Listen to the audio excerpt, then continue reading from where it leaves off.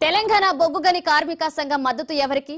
ఇప్పుడు ఇదే hot topic గా మారింది. ఇటీవలే తమకు రాజకీయ జోస్యం అవసరం లేదని ప్రకటించిన కార్మిక సంఘం ఇప్పుడు మళ్లీ బీఆర్ఎస్ మద్దతుతోనే కొనసాగుతామని ప్రకటించారు. దీంతో సింగరేణి కార్మికులు తీవ్ర ఆగ్రహాన్ని వ్యక్తం చేస్తున్నారు. ఇక రోజుకో మాట పూటకో బాట నడిచే కార్మిక సంఘం తమకు అవసరం లేదని స్పష్టం చేస్తున్నారు.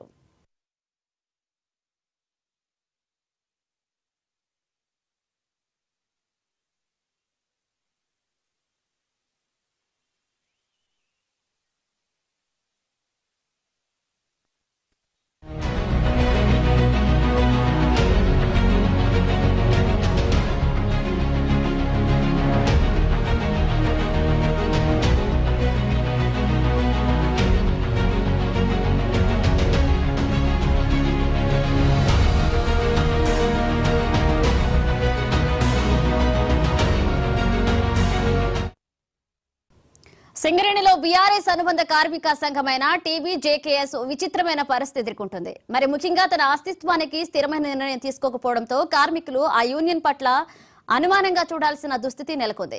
ఇప్పుడు యూనియన్ నేతలు రోజుకో మాట మాట్లాడుతుండటంతో ఆ యూనియన్ కు దగ్గర అయ్యే వారు కూడా దూరం అవుతున్నారని పలువురు చెబుతున్నారు. ఇక ఎంపీ ఎన్నికల్లో ఈ ప్రభావం ఖచ్చితంగా పడుతుందని రాజకీయ పరిశీలకులు చెబుతున్నారు.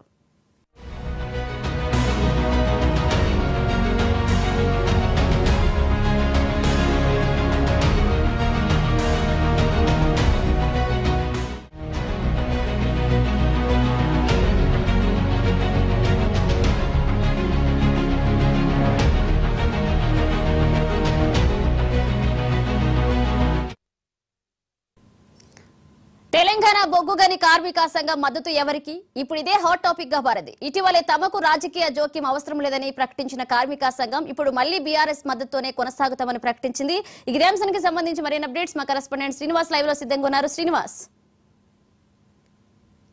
ముఖ్యంగా పార్లమెంట్ ఎన్నికల వేళ తెలంగాణ బొగ్గుగని కార్మిక సంఘం తీసుకుంటున్న నిర్ణయాలు ఏవైతే ఉంటున్నాయో ముఖ్యంగా బీఆర్ఎస్ పార్టీకి అనేక రకాల ఇబ్బందులు తెచ్చిపెడుతుందని చెప్పుకోవచ్చు. ముఖ్యంగా తెలంగాణలోని సింగరేణిలోకి వెళ్ళినటువంటి బీఆర్ఎస్ పార్టీ కార్మిక అనుబంధ సంఘం టీజీబీకేఎస్ తీసుకుంటున్నటువంటి నిర్ణయాలు ఏదైతే ఉన్నాయో ఇప్పుడు ఆ యొక్క కార్మిక సంఘం యొక్క ఉనికికే ప్రశ్నార్థకంగా మారినటువంటి పరిస్థితి కనిపిస్తుంది. ఓవరాల్ గా మనం ఒకసారి చూసుకున్నట్టయితే తెలంగాణ అసెంబ్లీ ఎన్నికల ముందు టీజీబీకేఎస్ ముఖ్యంగా తెలంగాణలోని 119 అసెంబ్లీ స్థానాల్లో 20 వరకు అసెంబ్లీ స్థానాలను ప్రత్యక్షంగా గానీ పరోక్షంగా గానీ ప్రభావితం చేసేటువంటి టీజీబీకేఎస్ ఏదైతే ఉంటుందో సింగరేణి కార్మికులు ప్రభావితం చేస్తా ఉంటారు. ఆ సింగరేణిలో గుర్తింపు సంఘం మొన్నటి వరకు కొనసాగినటువంటి సింగరేణి కార్మిక సంఘం తాము తీసుకున్న నిర్ణయాలతోటి ముఖ్యంగా వాళ్ళ వ్యవహార శైలి కావచ్చు, వాళ్ళు కార్మికులతో ఉన్నటువంటి వ్యవహార శైలి ముఖ్యంగా బీఆర్ఎస్ కు పూర్తిగా నష్టం తెచ్చిందని చెప్పుకోవచ్చు. ముఖ్యంగా అసెంబ్లీ ఎన్నికల్లో 20 వరకు అసెంబ్లీ స్థానాల్లో కేవలం 1-2 స్థానాల్లో మినాయించి పూర్తిగా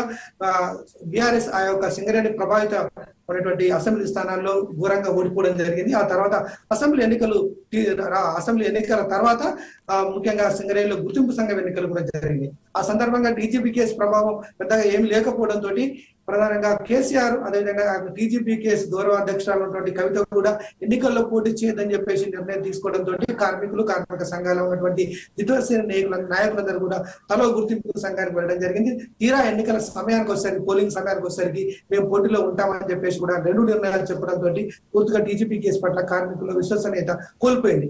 ఆ తర్వాత జరిగినటువంటి కాలక్రమేణా ముఖ్యంగా టీజీబీకేఎస్ ప్రభావం తగ్గిపోవడం, టీజీబీకేఎస్ లో కీలక నేతలుగా ఉన్నటువంటి వెంకట్రావు కాంగ్రెస్ పార్టీలో చేరడం, అదేవిధంగా ఎంగర్ల మల్లయ్య తటస్థంగా ఉండడం, మిర్యాల రాజిరెడ్డి కార్మికులతో అంతంత మాత్రంగా ఉండడంతో పూర్తిగా టీజీబీకేఎస్ పట్ల కార్మికులు అసంతృప్తి వ్యక్తం చేయడం జరిగింది. కాలక్రమేణా ఆ టీజీబీకేఎస్ నేతలు ఏ పార్టీ బీఆర్ఎస్ తో పాటు ఉంటే మాకు ఇబ్బంది అవుతుందని భావించి ముఖ్యంగా అన్ని రీజన్లకు సంబంధించినటువంటి నేతలందరూ కలిసి కూడా కూర్చోడే సమావేశమే మేము బీఆర్ఎస్ పార్టీతో సంబంధం లేదు అని చెప్పేసి వాళ్ళు ధిక్కరించి ఇండిపెండెంట్ గా ఉంటామని చెప్పినటువంటి పరిస్థితి కూడా నెలకొంది. దానికి తోడు టీజీబీకేఎస్ గౌరవ అధ్యక్షురాలైనటువంటి కవిత కూడా ఇతరత్ర అనేక రకాల ఆరోపణలతోటి జైల్లో ఉండడంతో అరెస్ట్ అయ్యి జైల్లో ఉండడంతో కూడా ముఖ్యంగా ఆ యొక్క కార్మిక సంఘాన్ని పట్టించుకున్నటువంటి నాదుడి లేకపోవడంతో కార్మికులు తలదారి చూసుకున్నటువంటి పరిస్థితి కనిపిస్తుంది. ముఖ్యంగా ఒకప్పుడు బీఆర్ఎస్ కు అండగా ఉండి ఉన్నటువంటి సింగరేణిలో గుర్తింపు సంఘంగా కొనసాగినటువంటి టీజీబీకేఎస్ తన ఉనికి ఇప్పుడు ప్రశ్నార్థకంగా మారింది.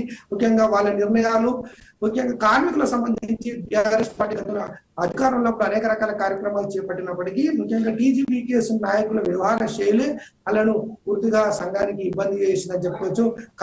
సింగరేణి కార్మికులకు వారసత్వం ఇవ్వడంలో కావచ్చు, ముఖ్యంగా సింగరేణి కార్మికులకు సొంత ఇంటి కళ నెరవేర్చడంలో కావచ్చు, ముఖ్యంగా సింగరేణిలో గత కొద్ది రోజులుగా ఉన్నటువంటి కార్మికులకు ఇళ్ల పట్టాలు ఇప్పించడంలో కావచ్చు, ముఖ్యంగా తెలంగాణ బొగ్గు కార్మిక సంఘం ఆ గుర్తింపు సంఘం ఉన్నప్పుడు బీఆర్ఎస్ పార్టీ అధికారంలో ఉన్నప్పుడు ఈ కార్యక్రమాలన్నీ చేసినప్పటికీ కూడా కార్మిక నాయకులు ముఖ్యంగా వాళ్ళు చేసిన వ్యవహార శైలి, అదేవిధంగా కార్మికులు వాళ్ళకు పూర్తిగా వాళ్ళ పట్ల ఒక అసంతృప్తి వ్యక్తం కావడంతో ఆ ప్రభావం ఎమ్మెల్యేల పైన పడడం, ముఖ్యంగా సింగరేణిలో ఉన్నటువంటి 18 నుంచి 20 స్థానాలు ఏవైతే సింగరేణి ప్రభావిత ప్రాంతాలు ఉంటాయో అక్కడ పూర్తిగా బీఆర్ఎస్ పార్టీ తుడిచిపెట్టుకపోవడం, కేవలం ఒకటి ఆసిఫాబాద్, అదేవిధంగా మరో చోట ఖమ్మంలో ఒక చోట మాత్రమే గెలవడం జరిగింది.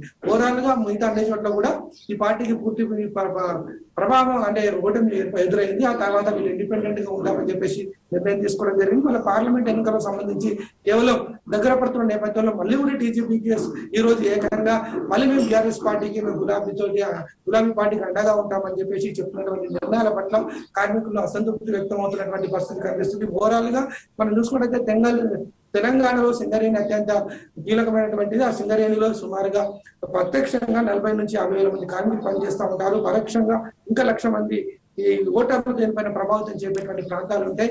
8 జిల్లాల్లో విస్తరించి 5 పార్లమెంట్ స్థానాల్లో ఉన్నటువంటి సింగరేణి ఏది ఉంటుందో 5 పార్లమెంట్ స్థానాల గెలుపు ఓటములను కీలకంగా మార్చేటువంటి అవకాశం ఉంటుంది. అక్కడ పూర్తిగా టీజీపీకి సంబంధించి ఆ యొక్క వాళ్ళు తీసుకున్న నిర్ణయాలు మాత్రం బీఆర్ఎస్ పార్టీకి ఇబ్బంది కలిగించే అవకాశంగానే కనిపిస్తున్నాయని చెప్పుకోవచ్చు. Right, thank you Srinivas.